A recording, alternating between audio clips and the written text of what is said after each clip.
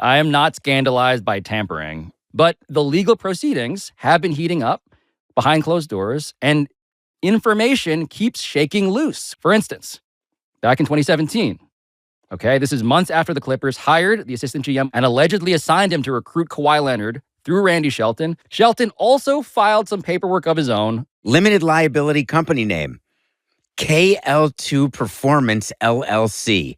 Now, you may, of course, recall that KL2 Aspire LLC is how the Clippers were allegedly getting money to Kawhi through a third party in violation of the NBA salary cap. KL2 Performance is the first KL2 variant ever registered. The patient zero of KL2s. And at this point in October of 2017, there's no mention in this filing of Uncle Dennis. September 2020, with Kawhi and his trainer both employed on the books by the Clippers, KL2 Performance LLC was officially suspended from operating as a business in California, indicating that the person behind it, for some reason, no longer needed it anymore.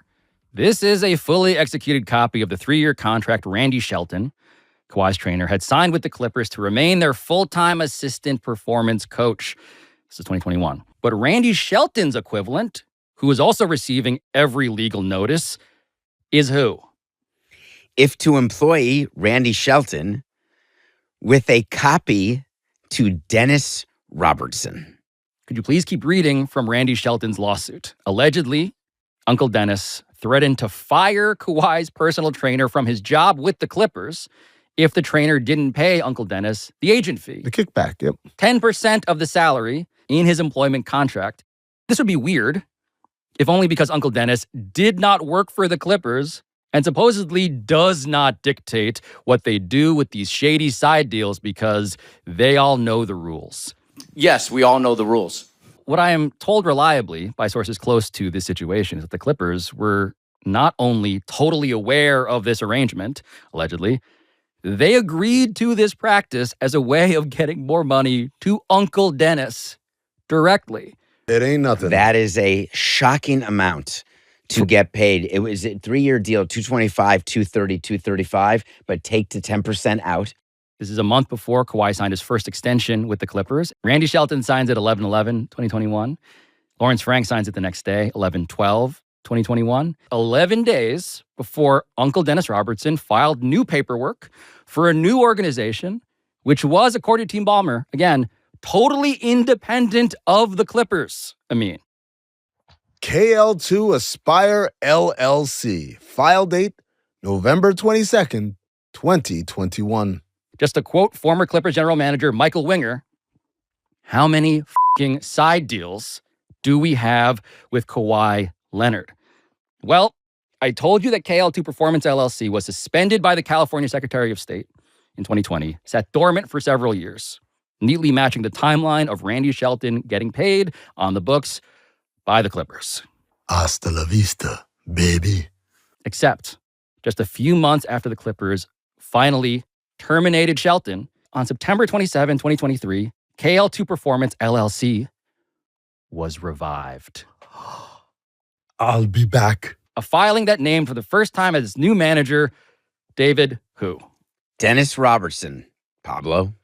With the same Palm Beach address as on the KL2 Aspire LLC paperwork and on Randy Shelton's contract. Why did he care about reviving a defunct LLC started by a former trainer, Randy Shelton, who Dennis was charging 10% of his salary? Why would he want to do this once Randy Shelton had left the Clippers?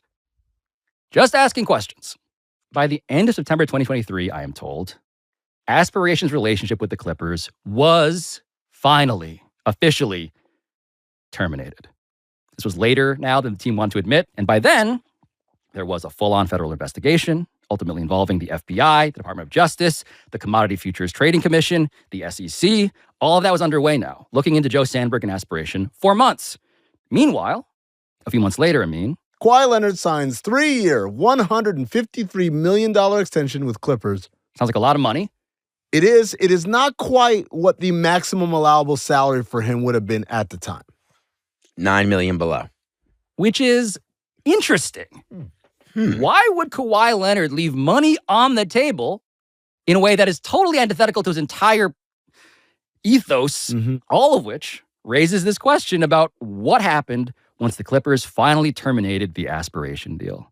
And still, according to the bankruptcy filing, had to deal with the fact that Aspiration owed KL2 Aspire LLC at least $7 million.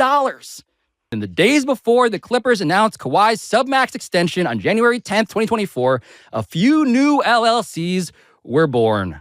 KL2 Content LLC, KL2 RFC LLC, and KL2 RFC Real Estate LLC all remain active to this day.